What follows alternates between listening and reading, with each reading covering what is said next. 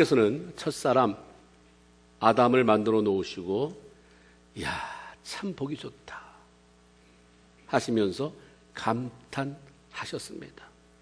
처음부터 자신의 형상을 담은 그런 사람을 무척 마음에 들어 하시고 좋아하셨던 거죠. 그래서 그에게 생육하고 번성하고 땅에 충만해라 마음껏 복을 빌어 주셨습니다.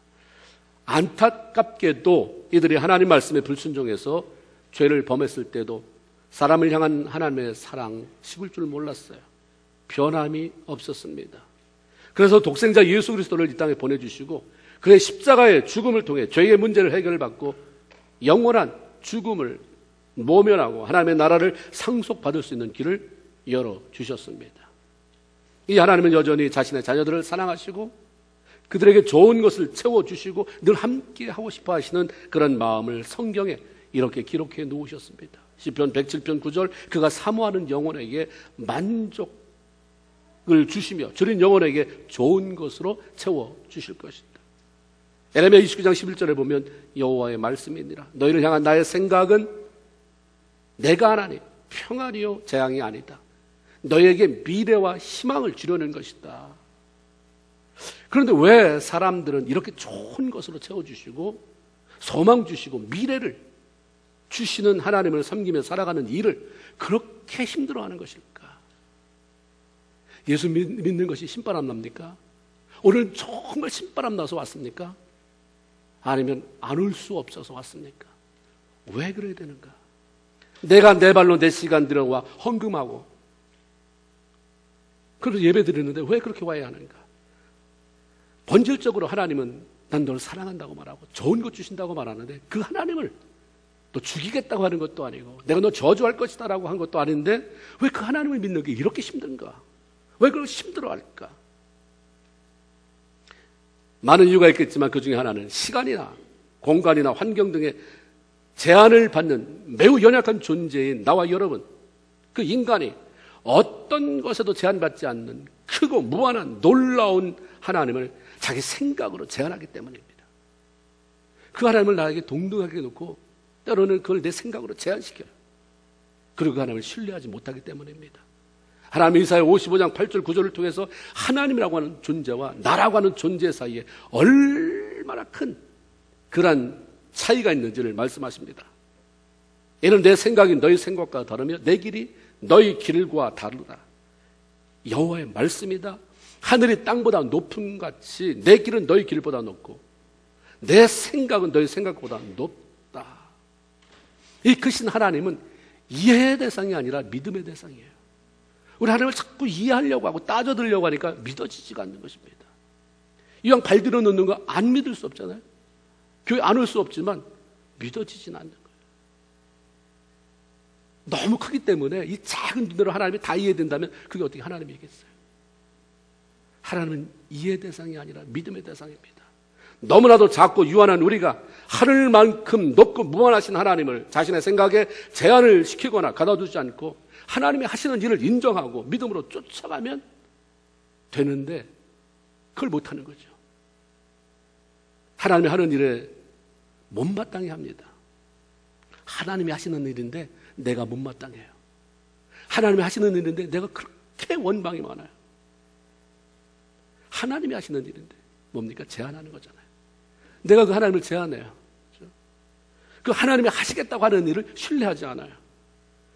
그러니까 불안해하고 그분을 섬기며 따라가는 일이 힘들 수밖에 없는 것입니다. 전도서 7장 14절에 보면 하나님은요 사람이 그의 장래 일을 능히 하려 알지 못하게 했다라고 하는 말씀이 있습니다. 우리가 단 한 발자국이라도 내일을 앞일을 내다볼 수 없는 존재라고 한다면 우리를 어머니의 자궁 속에 착상시키고 때가 되면 출생케 하시고 죽을 때까지 우리를 이끌어가겠다고 하신 하나님의 말씀을 그냥 굳게 믿고 따라가면 되는 것입니다. 오늘 예수 믿고 하나님을 섬기며 교회를 다닌다고 하는 사람들이 비록 우상을 세워놓고 절하지는 않아요. 우상 숭배하지 말아라 10계명에 있으면 그건 나와 상관이 없는 일이다. 나는 우상 숭배하지 않는다. 물론 그렇게 상을 만들어 놓고 절하지는 않지만 잘못된 신앙 대상을 가지고 예수 믿는 사람이 너무 많습니다. 그 잘못된 신앙의 대상이 누굽니까? 바로 자기 자신이에요. 그렇기 때문에 하나님이 뭐라고 약속하셨든 뭐라고 말씀하셨든 거기에 반응하는 사람이 그렇게 안 많은 거예요. 내가 하고 싶은 대로 해요. 교회는 다니는데 삶은 내가 하고 싶은 대로 살아요. 하나님을 믿는다고 하는데 믿는 건 나예요. 내가 하고 싶은 걸 믿는 거예요. 내가 하고 싶은 대로 생각하고 말하고 행동하며 살아갑니다.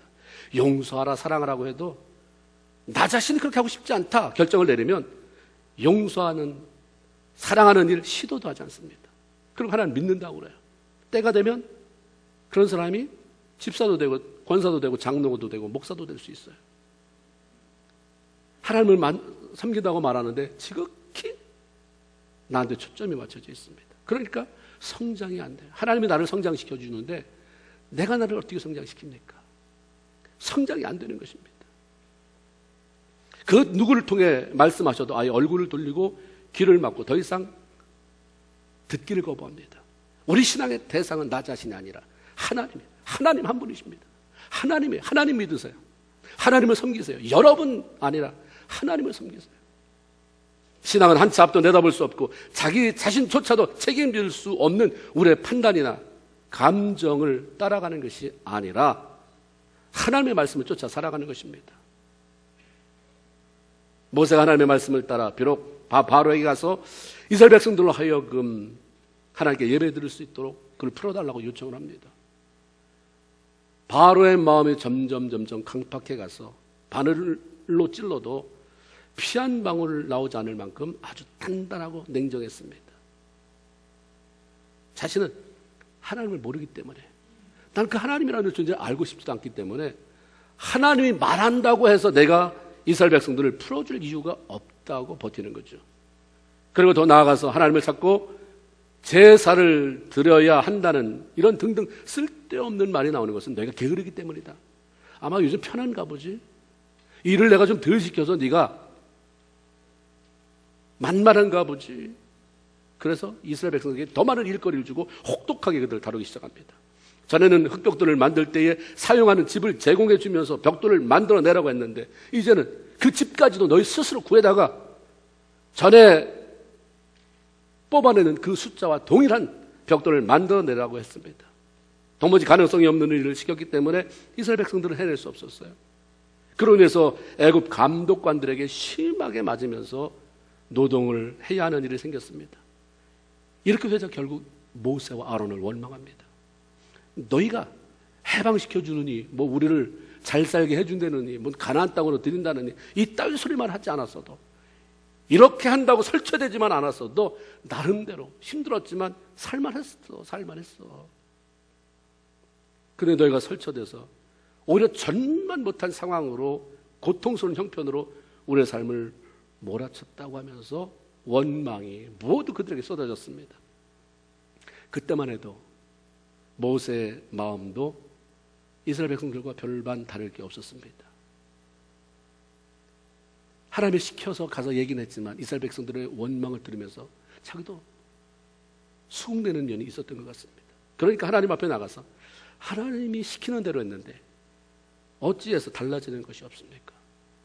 어떻게 해서 바로가 학대하는 일이 더 심해지고 하나님은 그걸 가만히 보고만 계십니까? 그럴 거라면 왜 나를 보내셨습니까? 어찌하여 나를 보내셨습니까? 라고 항의를 하죠. 탄식을 합니다. 그때 하나님이 주신 답이 뭐냐면 나는 여호와니라. 모세가 하나님을 이해할 수 없다고 힘들어 죽겠다고 말하는데 나는 여호와니라. 이 한마디 말이 도대체 무슨 해결책이 되는가? 이게 답이었어요. 나는 여호와니라. 이 여호와, 야훼라고 하는 이름에는 언약을 맺으시고 성취하시는 구원의 하나님이라고 하는 뜻이 있습니다. 나는 하나님이다라고 하는 말씀보다 나는 여호와다라고 하신 이유는 반드시 나는 내가 한 약속을 지켜서 너희를 구원해 낼 것이다라고 하는 하나님의 확신을 들려주고 싶었기 때문입니다. 3절에 보면 내가 아브라함과 이삭과 야곱에게 전능의 하나님으로 나타났지만 나의 이름을 여호와로는 그들에게 알리지 않았다. 이런 말씀이 나오는데 사실은 그렇지 않아요. 창세기 15장 7절에 보면 하나님께서는 이미 오래전에 아브라함에게 나는 이 땅을 너에게 주어 소유를 삼게 하고 너를 갈대 때와 우르에서 끌어낸 여호와다라는 기록이 있습니다. 그렇다면 이 말씀이 모순이 되는가? 하나님은 아브라함에게 그런 말 안 했다고 하고, 아브라함 창세기 15장에 보면 하나님이 그렇게 말한 게 기록되어 있고, 이건 모순이 되는 게 아니죠. 그것은 믿음의 조상들에게는 여호와의 이름을 알지 못하도록 감추어 두었다는 게 아니라 그 이름이 뜻하는 약속을 지키시는 하나님을 경험하지는 못하게 했다는 것입니다. 아브라함이나 이삭이나 야곱에게는 젖과 꿀이 흐르는 아름다운 땅 가나안을 주어서 거기 정착하고 복을 누리며 살겠다라고 하는 약속은 했지만 그들은 약속받은 대로 가나안 땅에 들어가 살지는 못했습니다. 하나님에게 약속은 받았어요. 그래서 단지 전능하신 하나님이 뭐 한다고 맘만 먹으면 못하실 것이 없는 하나님이니까 언젠가는 하실 것이다, 이렇게 믿고 살았습니다. 그런데 하나님이 이제 하나님이 하셨던 그 약속들이 현실로 이루어지게 하시겠다고 말씀하면서 이 짧은 본문 안에 2절, 6절, 8절 세 번씩이나 나는 여호와다 선포합니다. 이제 내가 구체적으로 일할 것이다. 전에는 내가 이렇게 한다 말만 했지만 이제 때가 됐기 때문에 내가 구체적으로 할 것이다. 애굽 사람의 무거운 짐 밑에서 너 이스라엘 백성들을 빼낼 것이다. 애굽 사람이 심히 부려먹는 데서 너를 건져낼 것이다. 편팔과 강한 손, 다시 말하면 하나님의 능력의 손으로 그들을 심판하고 구원해내서 믿음의 조상들에게 약속한 그 땅에 너희들 들어가게 만들 것이다 말씀하셨습니다. 모세의 마음이 움직여졌어요. 하나님이 모세에게 알아들었지? 이제 다시 가서 네 백성에게 얘기해라. 마음이 동했으니까, 하나님이 시켰으니까 또 갑니다. 다 얘기해요. 모세가 하나님의 말씀대로 다시 가서 백성들에게 말씀을 전하긴 했습니다만 누구 하나 모세의 말에 귀를 기울이는 사람이 없었습니다. 그 이유가 이미 하나님이라는 분이 말씀했는데 이루어진 게 없잖아. 이스라엘 백성의 마음이 상해 있었다 그랬어요. 하나님에 대한 실망이 생긴 거예요. 하나님이라는 분이 왜 이래? 한 대 했는데 안 하고 더 힘들게 만들고 여전히 계속되는 중노동과 학대로 인해서 하나님을 신뢰하지 못했고 모세를 불신했기 때문입니다. 그러면 이스라엘 백성들이 왜 하나님의 말씀 앞에서 불신의 태도를 보였을까? 왜 쉽게 마음의 문을 닫았을까? 그들은 하나님이라고 하는 분을 몰라서 그래요. 잘 몰랐던 거죠. 하나님은 시대나 주변의 환경이 어떻게 변하든 상관없이 자기 자신이 약속한 것은 반드시 지키는 분이라고 하는 사실을 제대로 몰랐기 때문입니다. 이사야 48장 9절에 보면 내가 내 이름을 위하여 내가 노하기를 더디할 것이며 내 영광을 위하여 내가 참고 너를 멸절하지 아니하리라 말씀하신 것처럼 하나님은 자기 이름의 명예를 굉장히 소중히 여겨요. 그래서 하나님을 함부로 남발하는 것을 하나님이 기뻐하지 않잖아요. 여호와의 이름을 망령되이 일컫지 말아라. 하나님이라고 하는 그 이름을 너희 농담거리로 삼지 말아라. 미국에는 욕하는데 하나님이라는 말이 너무 많이 들어가요. 하나님, 내 이름. 성경에 보세요. 내 이름. 이게 참 많이 나와요. 시편 23편 3절에 보면 다윗이 이런 시를 씁니다. 내 영혼을 소생시키시고 자기 이름을 위하여 의의 길로 인도하시는 하나님. 다윗도 하나님이 하나님 자신의 이름을 얼마나 소중히 여기는지를 알았기 때문에 그는 그분의 이름에 누가 되는 일을 안 하려고, 그분의 이름이 영광스럽게 되려고 묻더니 애를 썼던 사람이고, 하나님이 그런 그를 좋아하셨어요. 말라기 2장 2절에 보면 만군의 여호와가 이르노라 너희가 말을 듣지 아니하며 마음에 두지 아니하며 내 이름을 영화롭게 하지 아니하면 내가 너에게 저주를 내려. 이스라엘 백성에게 그렇게 말씀하셨어요. 아예 내 이름에 먹칠하지 말아라. 내 이름을 영화롭게 해라. 이렇게 자신의 이름을 소중히 여기시기 때문에 하나님은 어떤 일이 있어도 자기 이름의 명예를 위해서 자기가 하신 약속을 지키시는 분이고 하신 말씀에 대해서도 책임지시는 분이신데 이스라엘 백성들이 그것을 몰랐던 거죠. 거짓말을 잘하는 사람은 남이 아무리 진실을 말해도 못 믿어요. 자기가 거짓말을 시키니까, 아주 교활하게 거짓말 시키니까. 진실한 사람은 남이 뭐라면 그렇게 다 받아들여요. 사람이 좀 멍청하다 할 정도로 나는 그렇게 말하는 사람이 아니니까 내가 그렇다고 하면 그런 거고 아니라고 하면 아닌데 상대방이 그걸 그렇게 못 받아들이는 거죠. 하나님은요 그런 분이에요. 자기 이름을 위해서 하시겠다고 하면 그냥 그렇게 하시는 분이에요. 아무리 하나님을 사랑한다고 말하고 하나님의 놀라운 약속을 받은 사람이라 할지라도 하나님은 반드시 그 약속하신 것을 지키는 분이다라는 확신이 없으면 자신이 원하는 대로 일이 이루어지지 않고 하신다고 하는 그 얘기가 난 처음에는 믿어졌는데 그 시간이 오래 끌어지면 원망해요. 불안해하고 좌절하며 포기합니다. 그리고 하나님 때문에 상처받았다고 말하죠. 약속을 지키는 하나님이라고 한다면 약속 지킬 때까지 기다려봐야 돼요. 왜냐하면 그분은 안 지키는 분이 아니니까. 지금 안 이루어졌다는 것은 안 지킨 게 아니라 기다리는 거죠. 하나님 뭘 하고 계시는 거예요. 아브라함은 이미 창세기 15장에서 약속을 지키시는 하나님의 특성을 보았어요. 하나님 아브라함에게 가르쳐 줬습니다. 아브라함을 찾아오신 하나님은 아브라함이 얘기하지도 않았는데 너 아들 줄게 얘기하시는 거예요. 오랫동안 아이를 못 낳기 때문에 난 굳이 내가 아들을 낳는다는 걸 바라지 않고 우리 집에 있는 게 충성스러운 이 종을 후계자로 삼겠습니다. 아니다. 너에게 곧 아들 줄 것이다. 그리고 요청하지 않았는데도 내가 가나안 땅, 그 땅을 주어서 너로 소유지 삼게 할 것이다. 약속하셨어요. 아브라함은 그걸 원한 것도 아닌데 하나님이 말씀하시니까 다 좋은 거잖아요. 아들 없는데 아들 준다고 하고 가나안이라고 하는 그 복직 젖과 꿀이 흐르는 땅을 준다고 하니까 마음이 동했던 것 같아요. 그래서 물어봐요. 하나님이 그 주신다는 걸 내가 그럼 어떻게 알 수 있겠습니까? 이렇게 물어봐요. 그렇게 되길 원하는 거죠. 내가 꼭 욕심이 있었던 건 아닌데 하나님이 그렇게 하시니까 그걸 내가 어떻게 알아요? 하나님은 한 가지 놀라운 일을 보여주셨어요.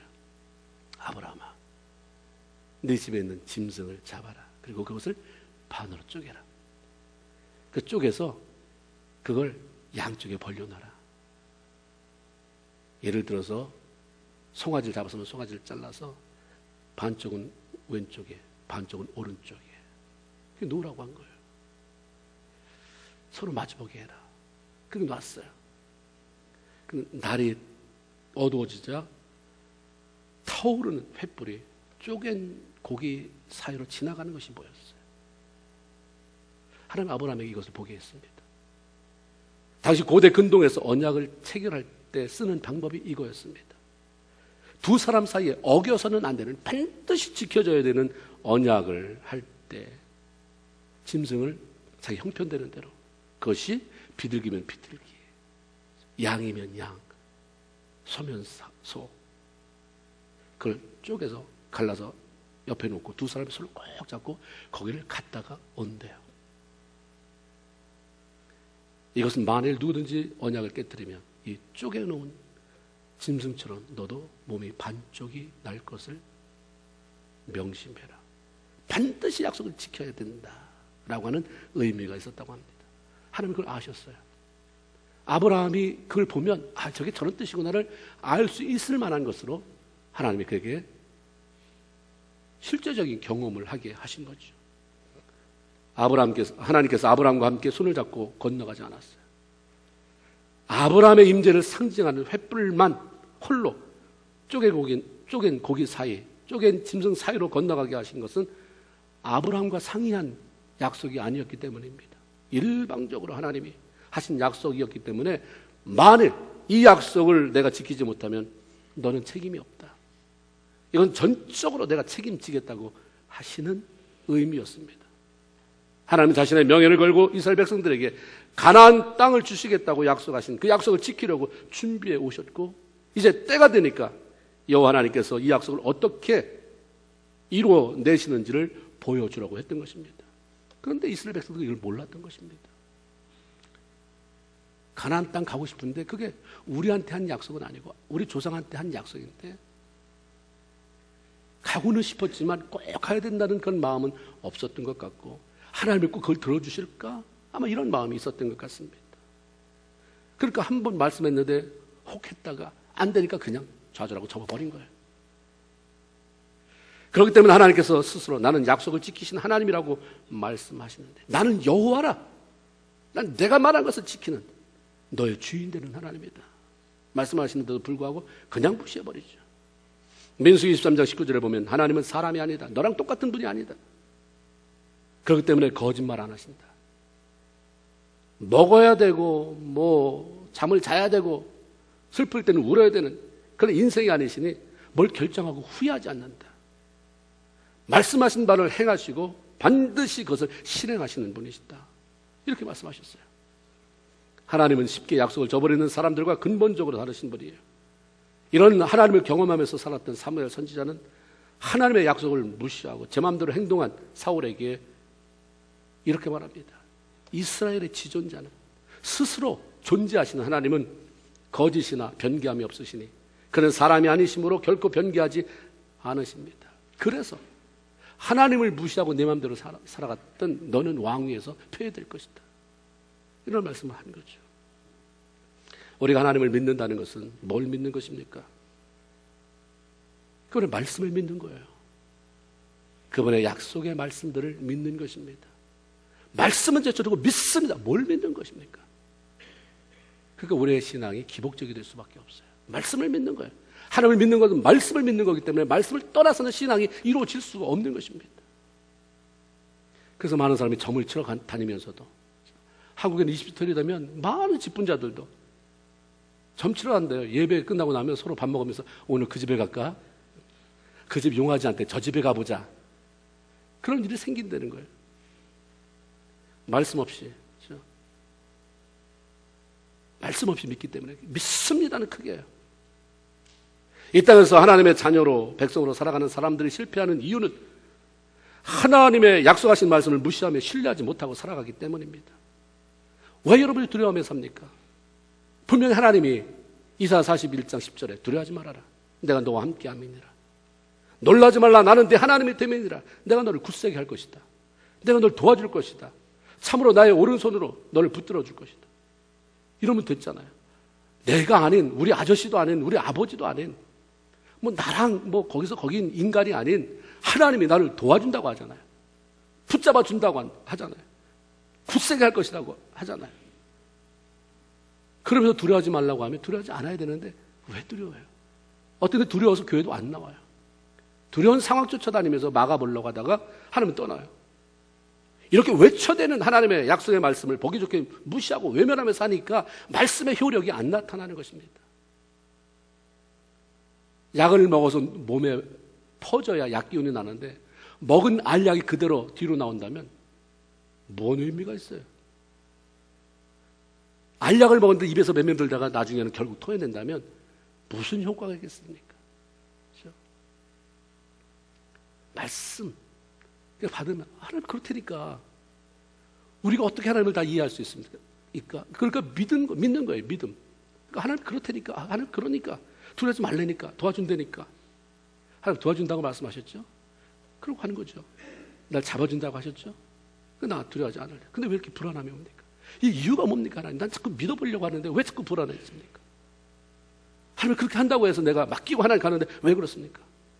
하나님이 주신 게 아니라면 사탄이 주는 겁니까? 그럼 내가 외치겠습니다. 내가 예수의 이름으로 명하노니 나를 불안하게 하는, 나를 두렵게 만드는, 나를 흔들거리게 만드는 그 모든 부정적인 요소를 이야기하는 사탄아 예수의 이름으로 명하노니 떠나라. 아멘.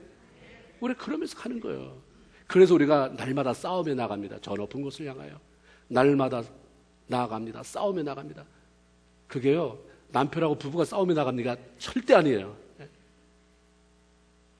교회 성도들끼리 싸움에 나갑니다. 이게 절대 아니라 이렇게 말씀을 믿으려고 말씀대로 살아가려고 하는데 방해하는 흑암의 세력과 싸우는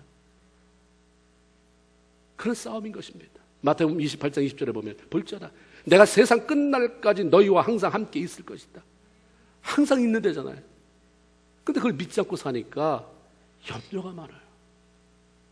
그래서 삶이 불안해요. 왜 우리가 용서하지 못하고 미워하며 분노하며 삽니까?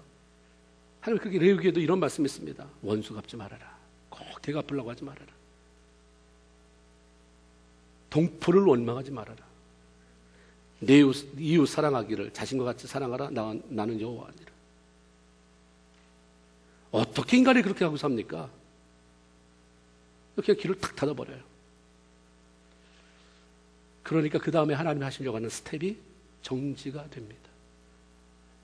이스라엘 백성들이 하나님께서 자신들을 고통받은 애굽 땅에서 바로의 앞제 밑에서 반드시 해방시켜 주시겠다고 하신 약속의 말씀을 믿고 기다리지 못하니까 원망이 생깁니다. 하나님의 말씀을 외면하고 아예 관심을 보이려고 하잖아요. 자기한테 특별한 무슨 방법이 있는 것도 아니잖아요. 시험 들었다고 떠나는 사람이 무슨 방법이 있어요? 자기한테 나름대로 내가 하나님 아니어도 살 방법이 있다. 이것도 아닌 거예요.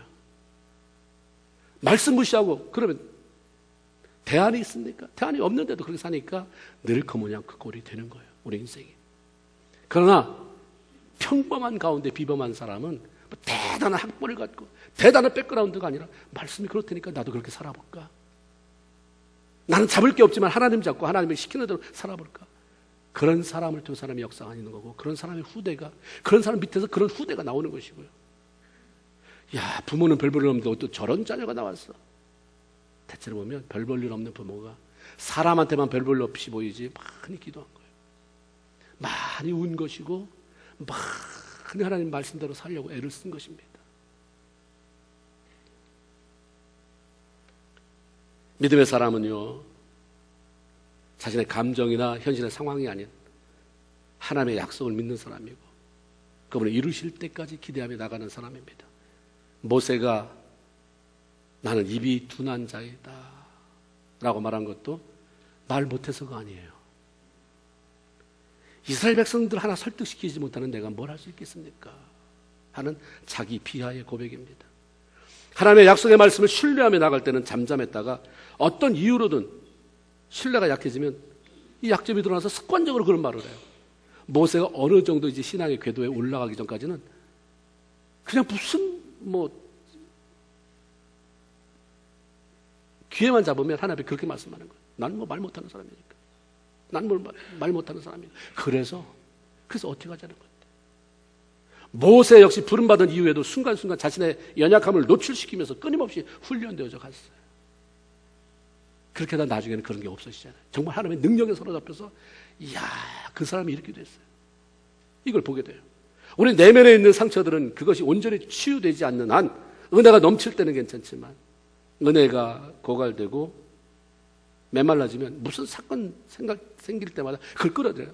하나님 그랬잖아요. 내가 나 미련하다고 얘기했죠. 하나님 내가 공부 못해서 내가 이렇다고 얘기했잖아요. 나 돈 없어서 하나님 사람들이 무시한다고 얘기했잖아요. 왜 자꾸 나한테만 그러세요? 돈 많은 사람 시키세요. 공부 많이 한 사람 시키세요. 하나님 뭐라고 하지 않는데도 자기 약점을 계속 가지고 자기가 스스로 자기의 목을 매요. 하나님의 약속의 말씀을 붙잡고 은혜 충만한 가운데 살아가지 못하면 치유되지 않는 상처가 우리를 부정적이고 너무 초라하게 만들고요. 우리를 너무 작게 만들어버립니다. 그런 마음에 상실감을 갖게 해요. 신앙생활을 잘해간다는 것은 은혜로 채우는 것이고 신앙생활을 잘해간다는 것은 하나님에 대한 신뢰의 폭을 넓혀감으로 너무 쉽게 요동하지 않는 것입니다.